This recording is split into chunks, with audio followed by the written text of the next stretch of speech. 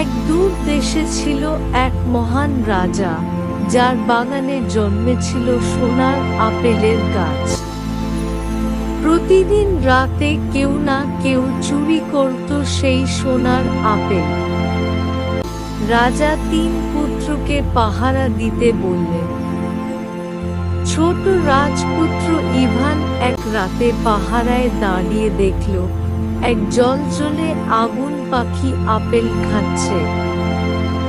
Ivan পাখিটিকে ধরতে পারল না, কিন্তু পেয়ে গেল এক সোনার পালক।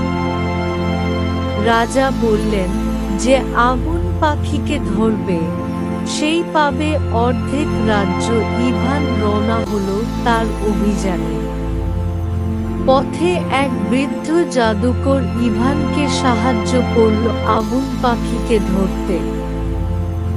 ইভান বন্দী রাজকন্যা এলেনাকে মুক্ত করল।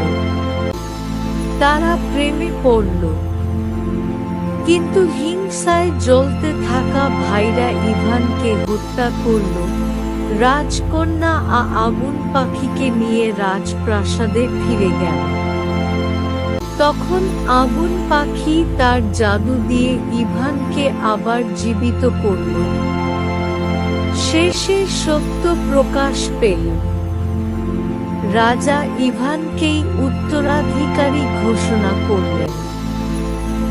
ইভান ও এলেনা সুখে রাজ্য শাসন করলেন, আর আগুন পাখি উড়ে গেল সূর্যের আলোয়, রেখে গেল এক জ্বলজ্বলে গল্প।